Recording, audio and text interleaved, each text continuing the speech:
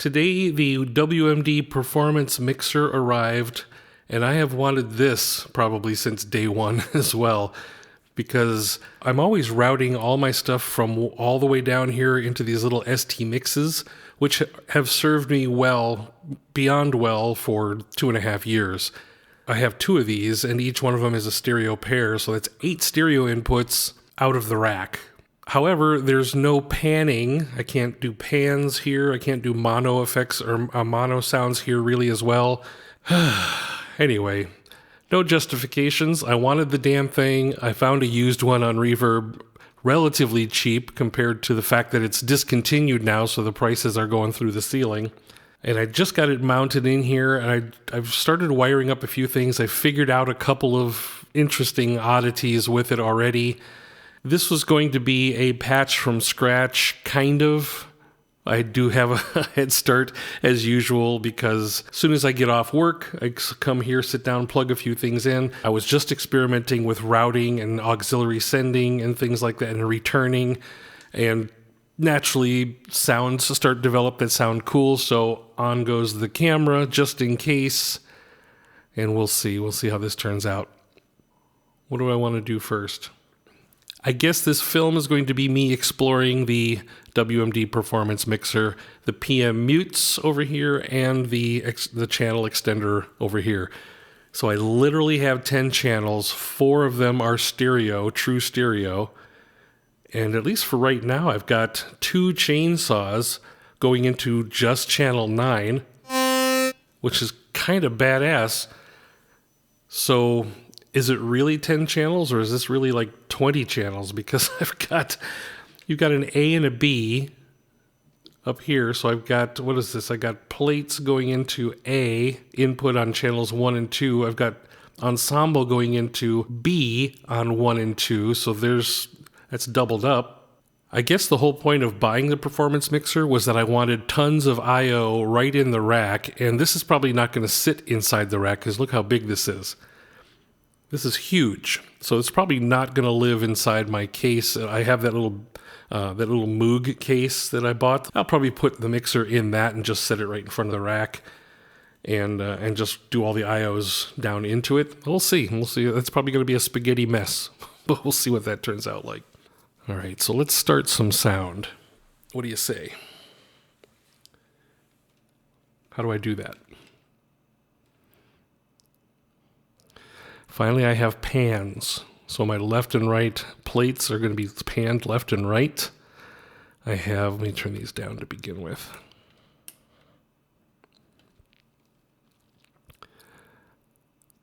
There's actually a pre and post fader send here, so that's kind of badass. So this is all stuff I don't have with just a standard little mixer over here. But I've got these.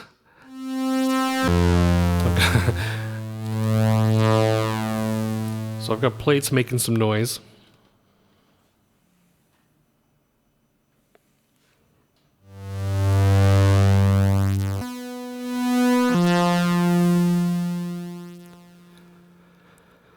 And plates is basically getting an envelope from Ornament and Crime, which is all the pitches are coming from marbles over here.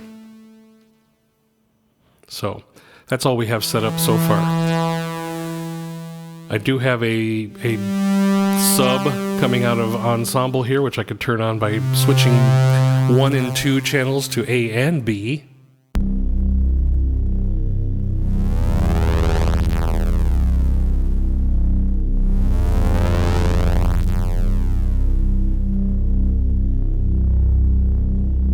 All right, let me turn down the volume a little bit here.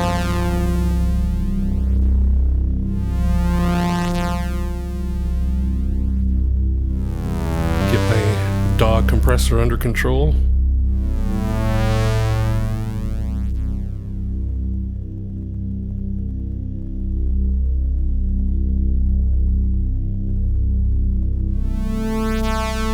And my sends are set to post fader for right now because I'm going to try these out.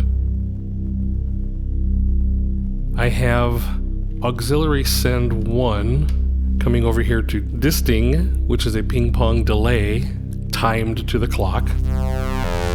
Then I come out of disting up here to FX8, which I'll turn up now. It's a pretty raunchy reverb, pretty high. That's the whole point, is it's supposed to be spacious. And the reverb with a high feedback is going to really generate a lot of noise that then the reverb can wash out. It actually wound up sounding pretty cool.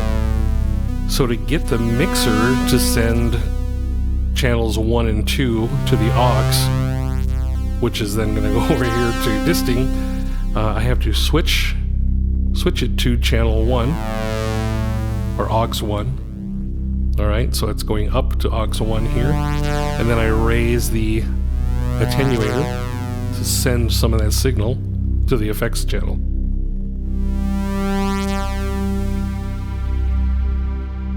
And then of course out of FX8 comes back to the mix in of the mixer. So it's going to mix everything that's already coming down the mixer with the effects loop a little bit there. So that's exactly what I've missed about this for a very long time, is being able to use buses and sends and things like that.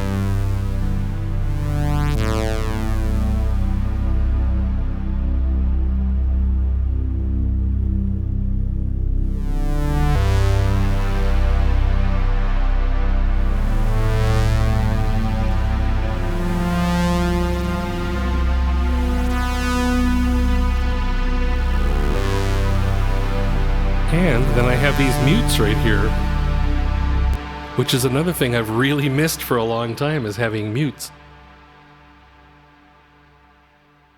And thankfully the other good part about the mutes is that they are ahead of the effects send, so that way you don't hear abrupt cutoffs like when I turn down a volume knob over here on ST Mix.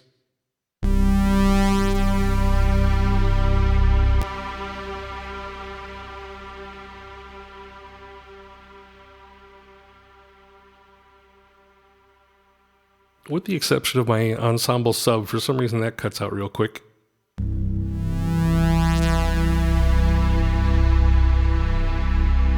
Oh hey, I can mute the effects channel.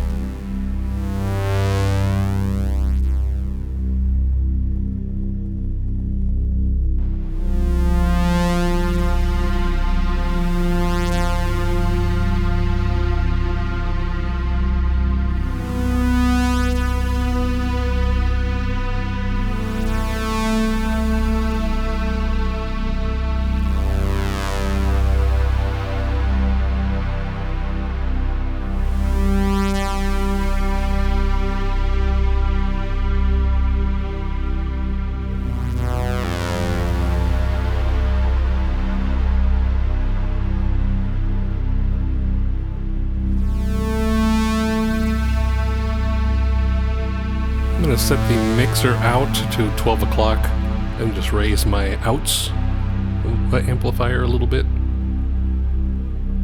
Try to keep that balanced.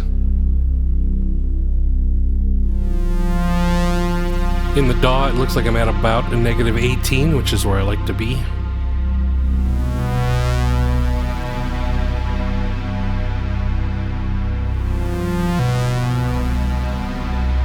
So the next voice I started bringing in was, of course, rings, which is being fed from Sinfonion down here, because I can't do anything without Sinfonion.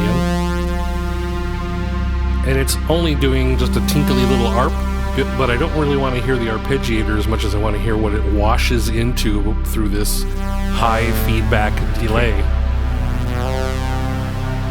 And I have that set on a pre-fader send, so that means the fader's all the way down, but I'm going to start cranking up the aux send here. I'll start sending some of that signal to the effects chain.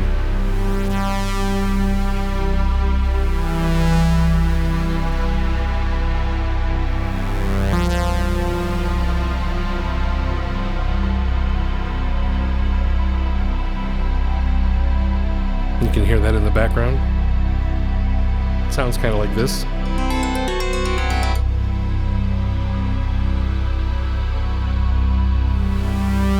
You'll see, it's just supposed to sound mysterious. And then because I have panners now, I want it to be just a little bit off to the left.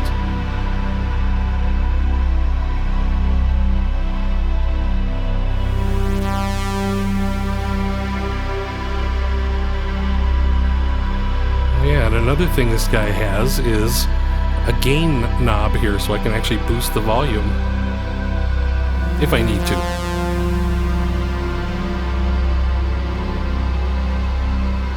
So if I crank up this aux a lot, it'll actually send a lot of the signal to the effects and drown everybody out.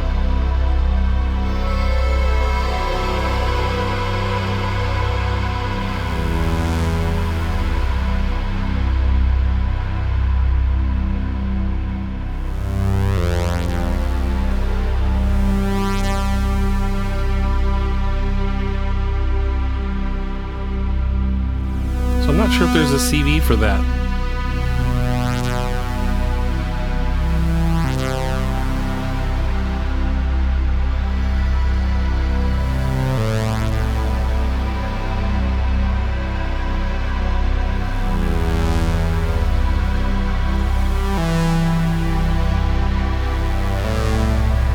So over here in my expander, because I wanted to test that out too, I plugged in both of the chainsaws to channel 9.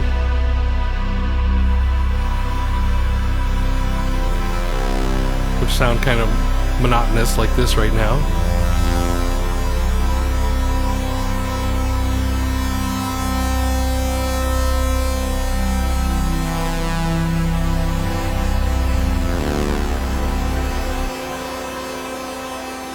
Let me mute everybody else for a moment.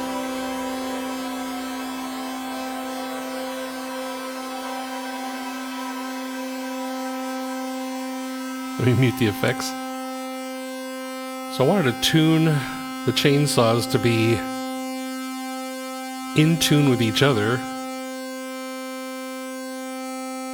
and then use the detune knob to fatten them up a little.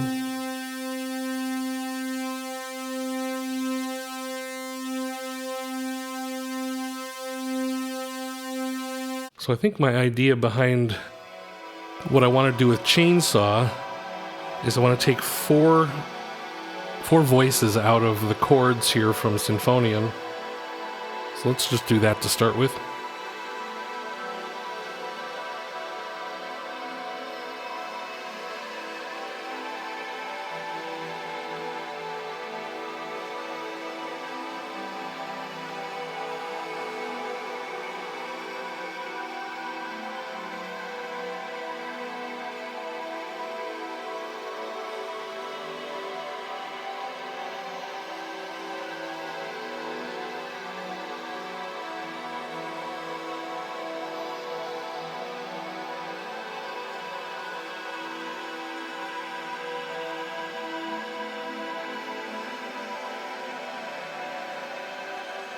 Because I think I'm going to do like a major 7th chord with the chainsaws.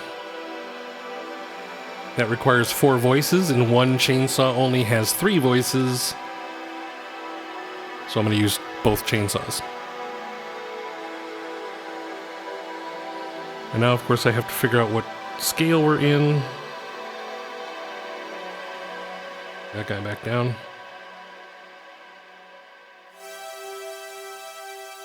So it's kind of close.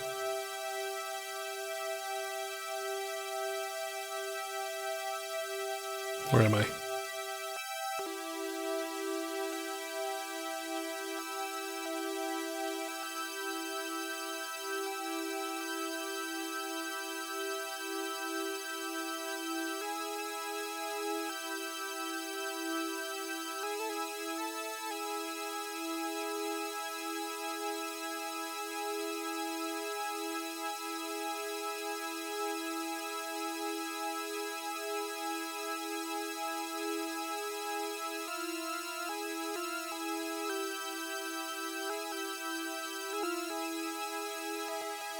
Oh, guess I gotta turn on more notes.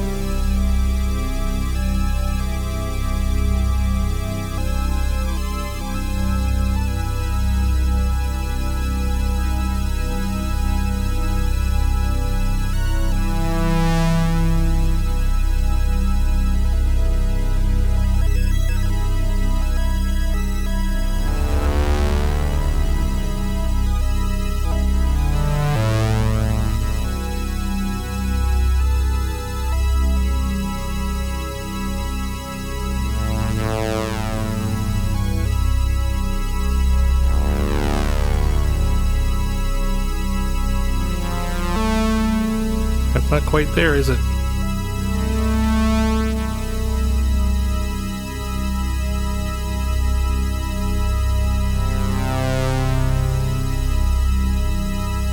I'm not sure if I'm even in key. Hold on a moment. Let me check this out here.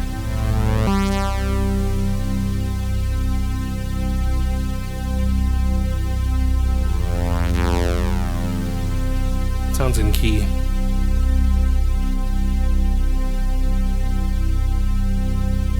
Pretty close.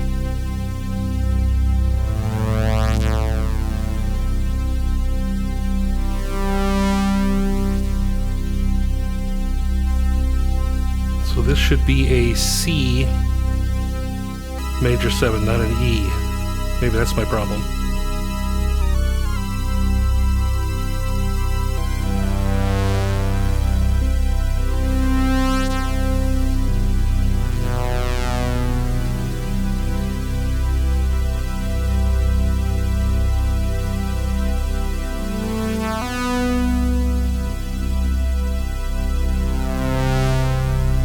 In key pretty darn close.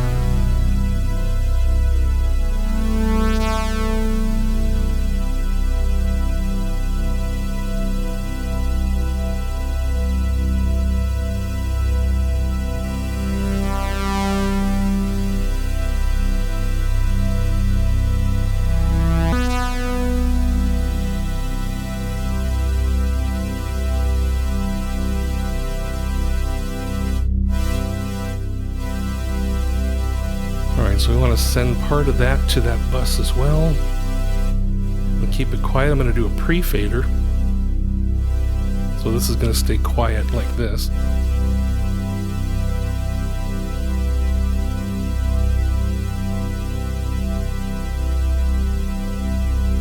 Oh, gotta turn on my effects. Ready?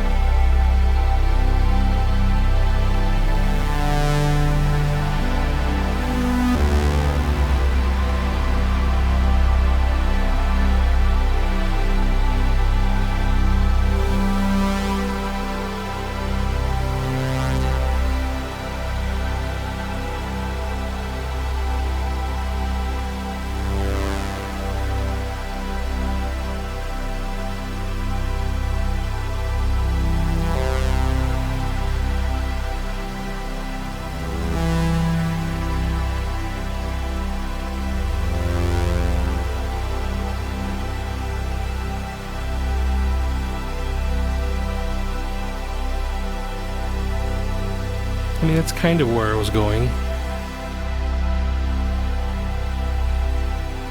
Chainsaw voice is a little too loud.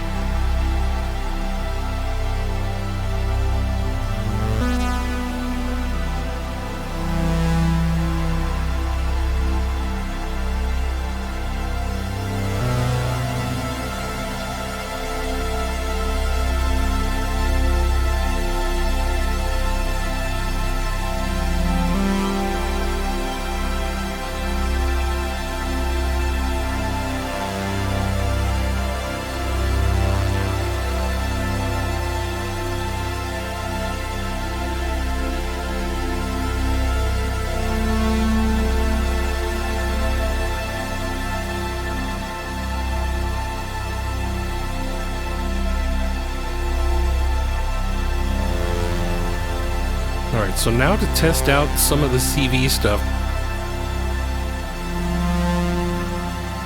I want to try to pan the chainsaw channel kind of slightly back and forth. So to do that, I'll take a slow LFO sine wave out of Batumi. I'll start it fast so I can get an idea what it's going to do. Then we got to come all the way over here and pan. All right, can you hear it moving?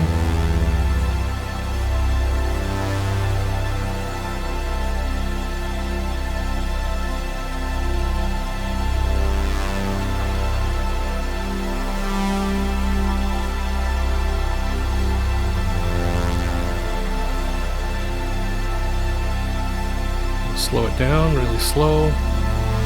I only want it to move a little bit.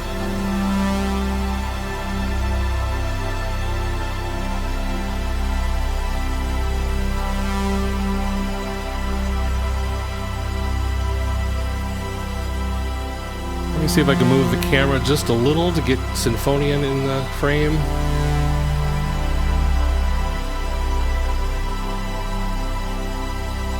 So what I'm doing down here is this is the little chords section. And just to get some movement in those chords, which I could always set up programs or patterns for that, but I'm not going to do that right now. I'm doing this live. I'm playing with things like the spread to move the notes around. And then I'm changing from like I'm adding a 13th. And then removing like the 5th and the 7th and adding a 13th and 11th just to get them to move.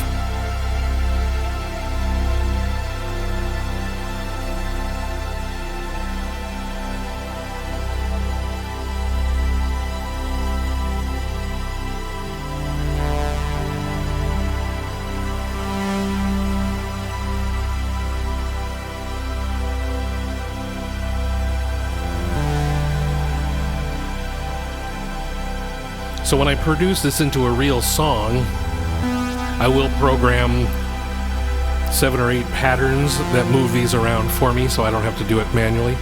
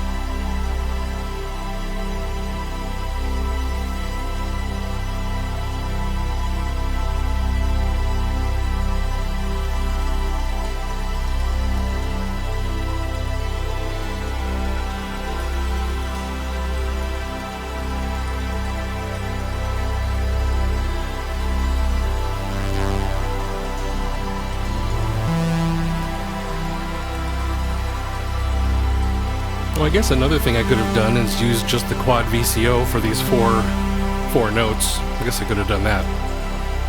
I just like the sound of the chainsaws. And this is everything unfiltered. I don't have a single filter in use yet.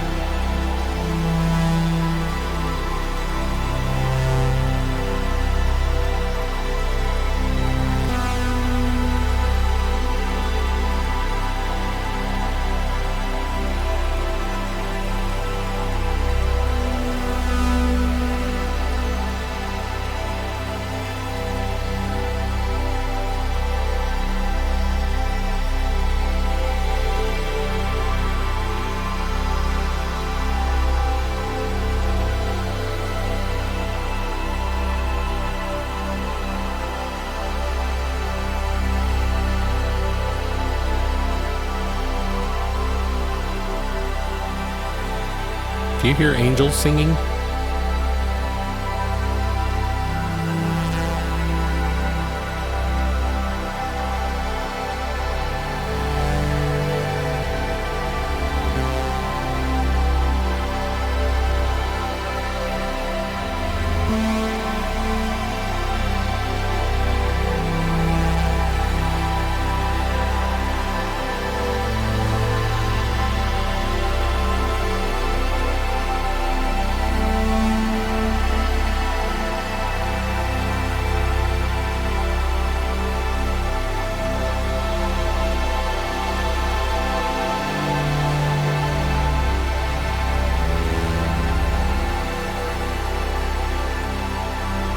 So that effect right there is what caused me to turn on record, because always be recording.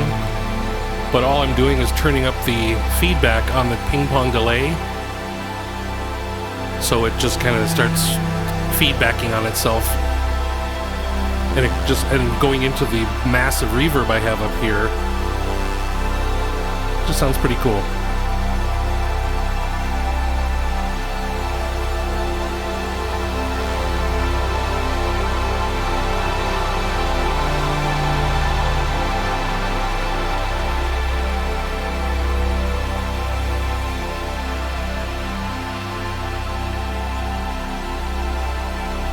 Again, without that effects loop, I can just cut it out right here. And this is kind of what's going on.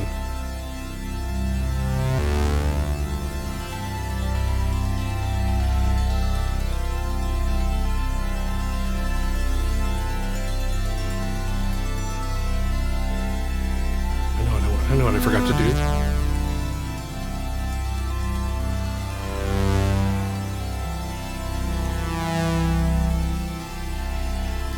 Set up my chorus effect on rings.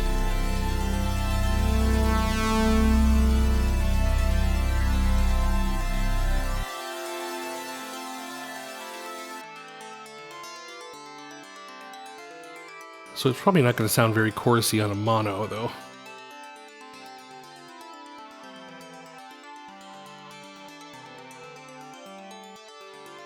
So I guess I could turn this into a stereo patch. Let's see.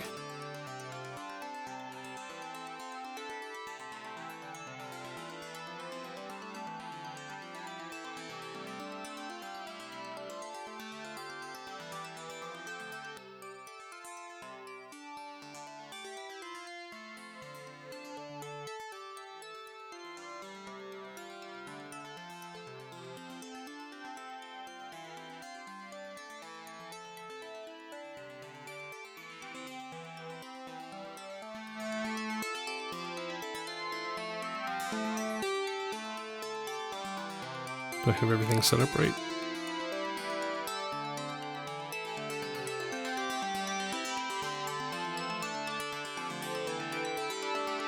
I absolutely love rings. Alright, so I have them, when they're fully panned, they kind of sound like this, which might be okay. But anyway, I'm trying to get this chorus effect. So I'm using a moderately speedy sine wave out of Modbox into the position, and positions turn slightly down, maybe 10 o'clock to 2 o'clock, to get this kind of chorus effect. Oh man, I am so happy to have pan.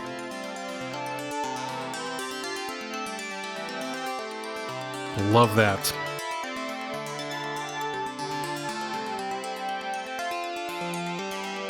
Alright, so what if we bring our effects channel back in?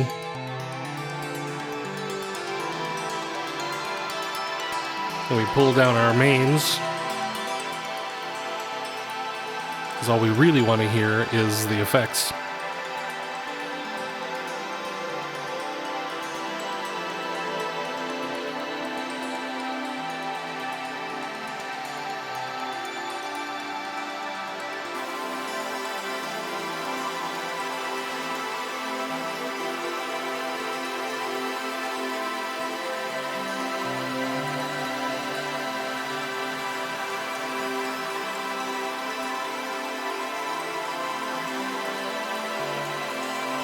So there is not a separate volume for A and B, of course. They're both on the same slider, so they both have to come in at the same time.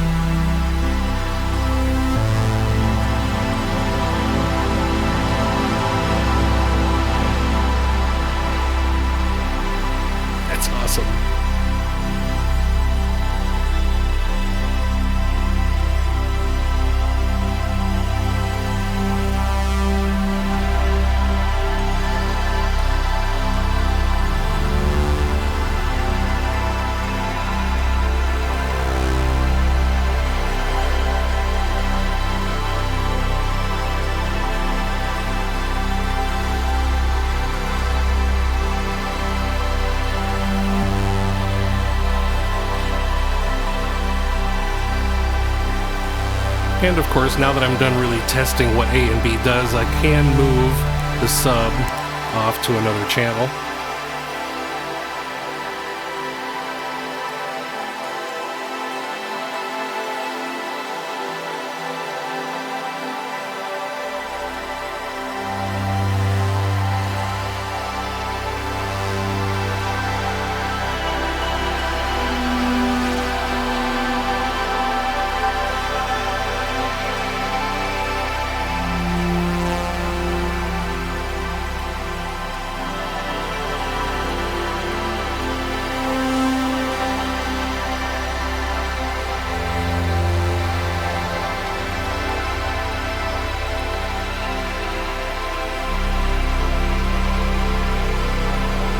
My sausage fingers can't get in here.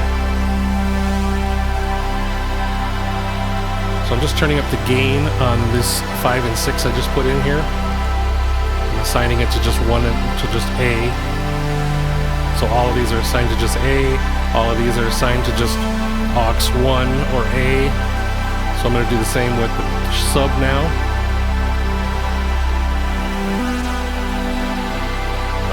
Panning left and right. So the sub coming out of what's this guy? Ensemble.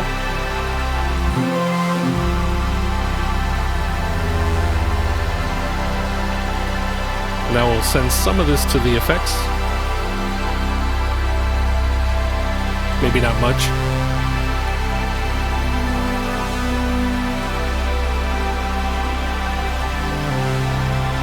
But see, the point of that is so now I can actually pull down some of this synth noise so it's not as loud.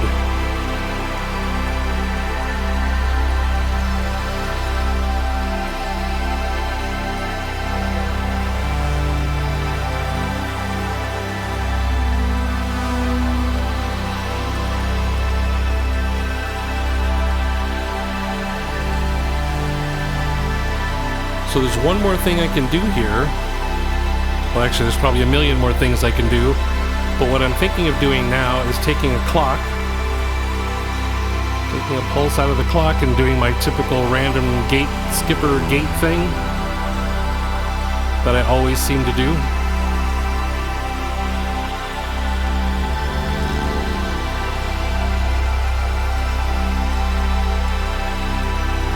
And this is going to be a gate, open and close. And I'm going to stick it into disting here, so that way it cranks that feedback all the way up.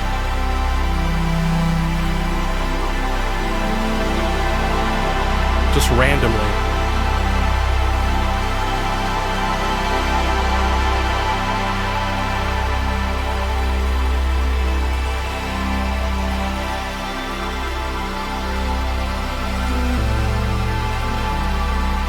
And then this knob, of course, becomes an attenuator of where I want the center to be anyway, so it doesn't really lose any of its power.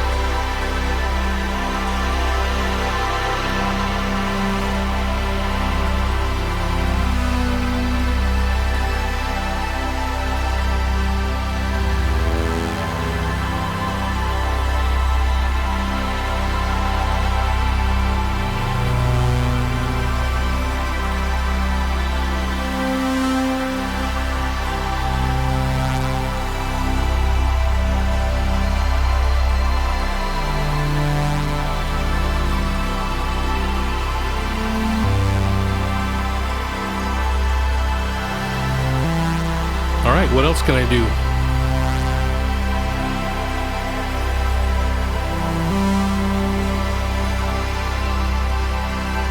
I think I'm going to send this brassy swell through pre-send, and then turn down the fader so it's not so loud.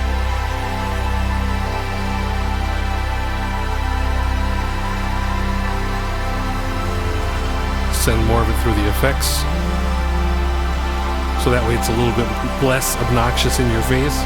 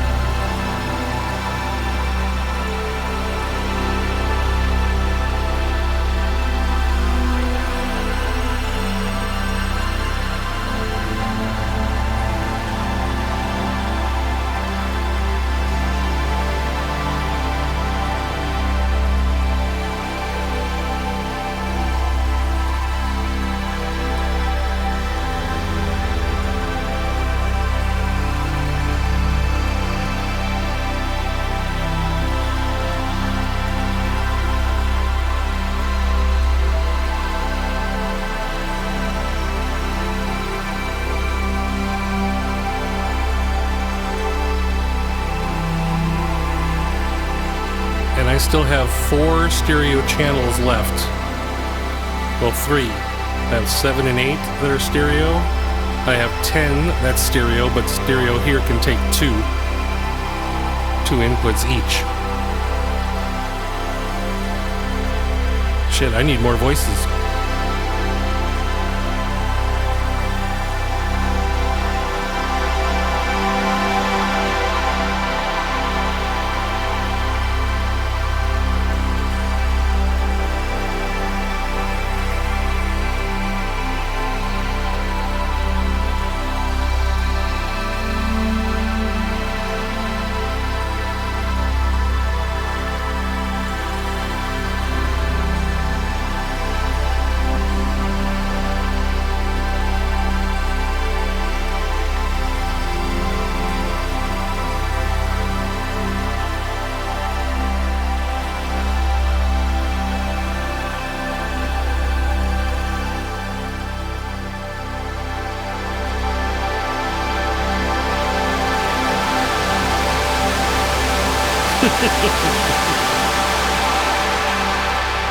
That's not supposed to happen?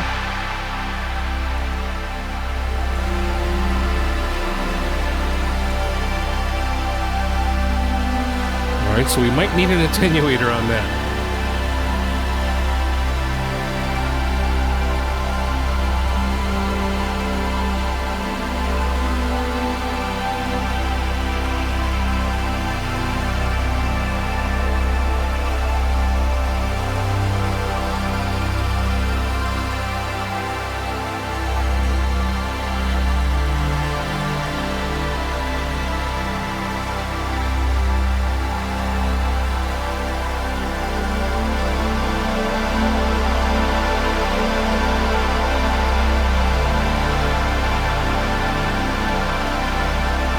See, that gate is not supposed to stay open that long.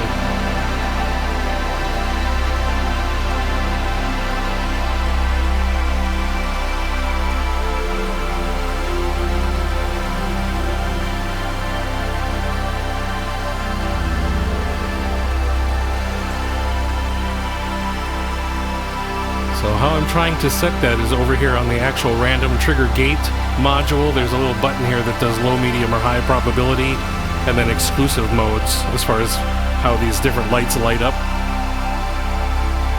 And the idea is to get this to only come on for maybe a second or two.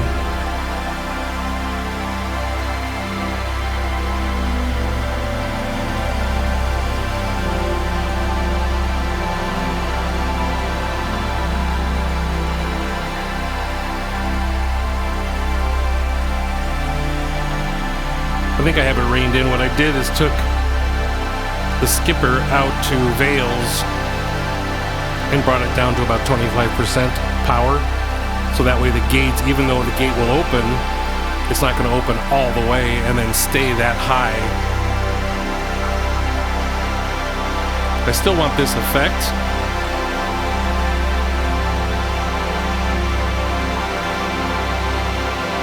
I want it a lot less than that. I like the effect, but I don't want it all the time. So I'm going to turn the skipper way the hell down to about 5%.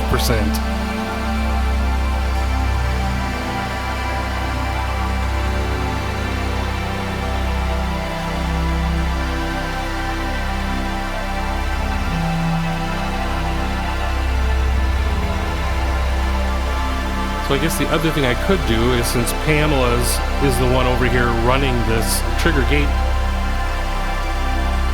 I could come here and drop this clock by 8. So now random trigger gate is only going to try to do this once every 8 beats. I think that's how that works.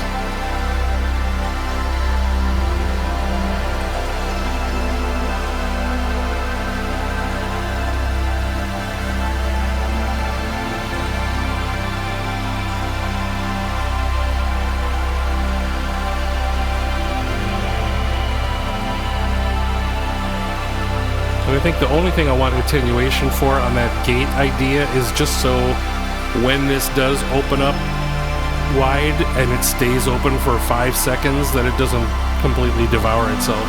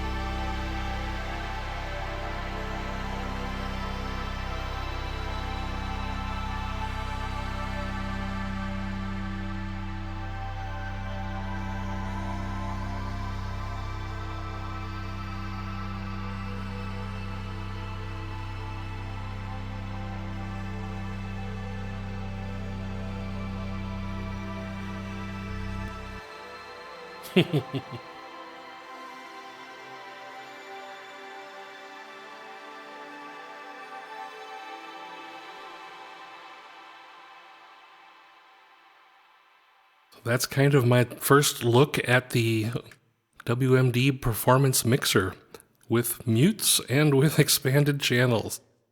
I think it's going to do exactly what I need it to do, so right on. Merry Christmas to me. So I just finished the long format version of this song, played it all out, got a good video of it, and in doing so I made a few tweaks of a couple of things I might actually be a little proud of, so I wanted to do a little addendum here to the patch notes part of this, so I don't forget.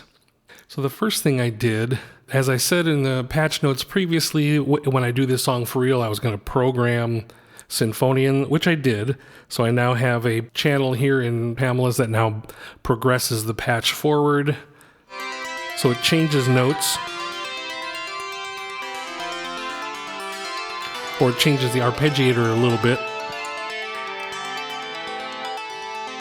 And it also changes our chords, and our chords kind of sound like this.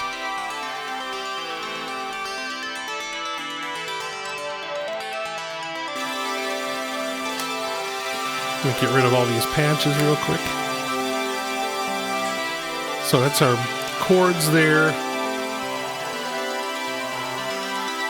It's just a variation. All of them are variations of C major.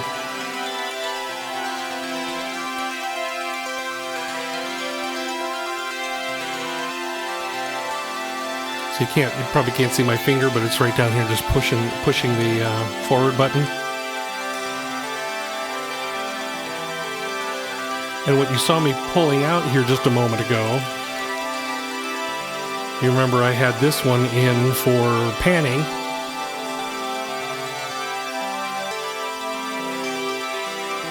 I think it was panning. Oh. So I have a slow LFO panning that channel left to right, but then I also put another slow LFO to make it come in and out as a level, like it's going to be quiet, and then it'll come in and go out. I'll turn this guy down a little bit. Which, by the way, this also was a level.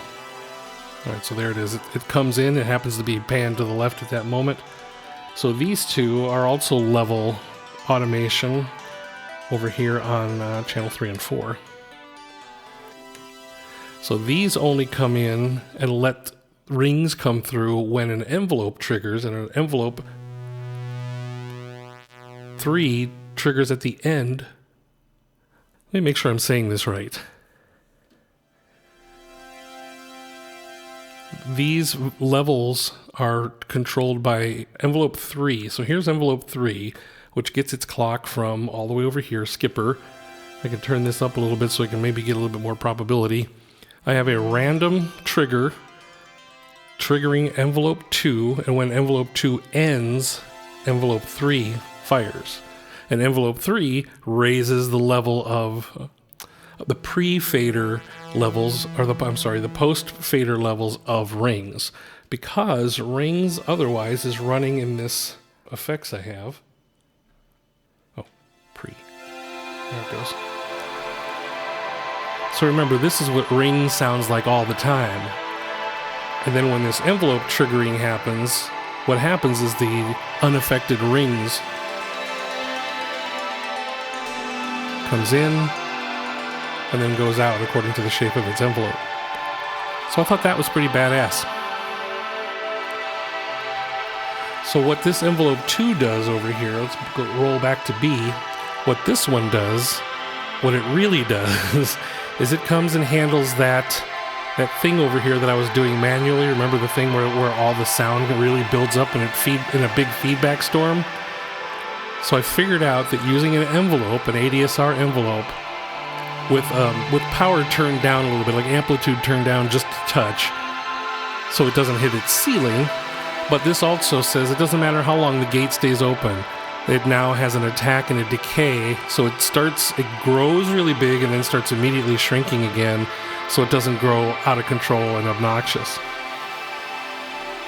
like me.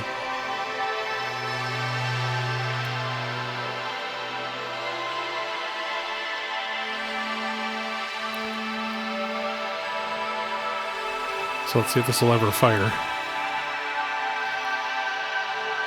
There it goes. Here it comes.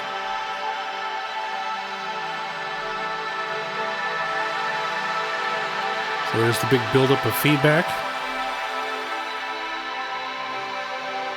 And then it goes away right away. So that's what I wanted. I wanted all of that to be automated in a way.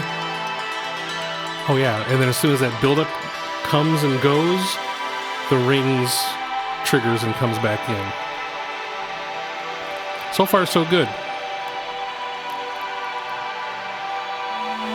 Now if I bring up my voice, this is that brass swell kind of sound. Everything is on a pre-insert.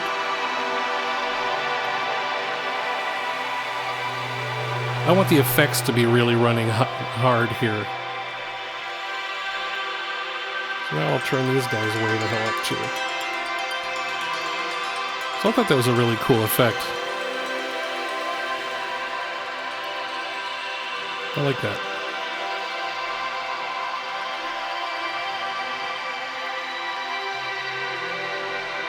And then here's that brass. That swelling brass is also on a pre-fader send to the effects loop and then comes back. Now another build, and then we're going to do another rings trigger. Right at the end there. Here it comes.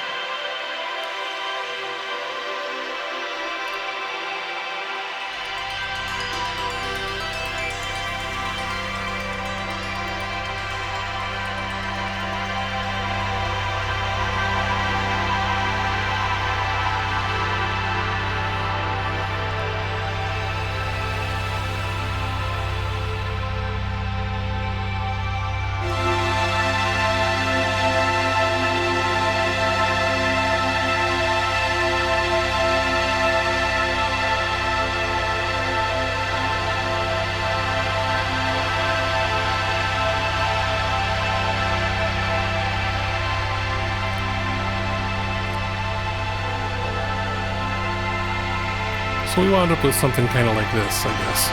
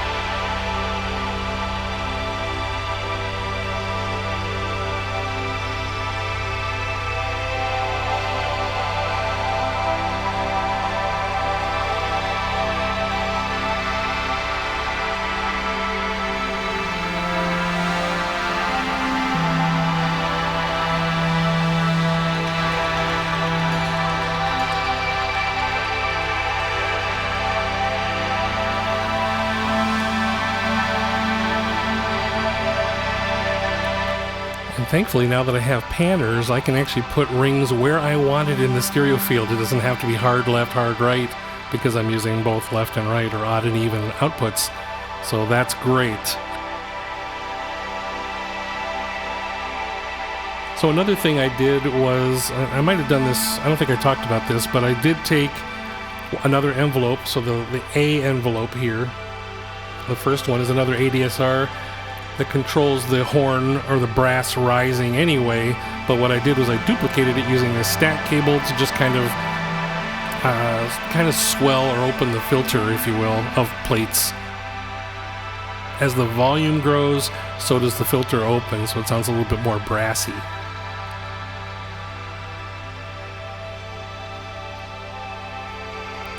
So I was able to take veils out of the equation. I no longer needed that attenuator because now I'm using an envelope to control the chaos over here.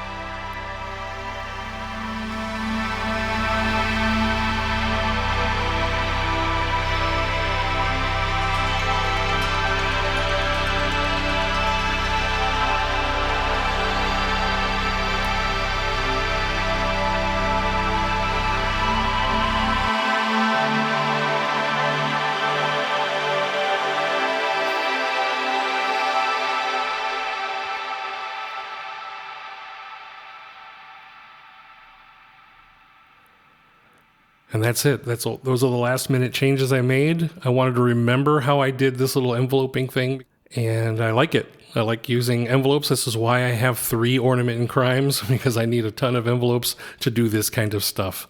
So anyway, that's it.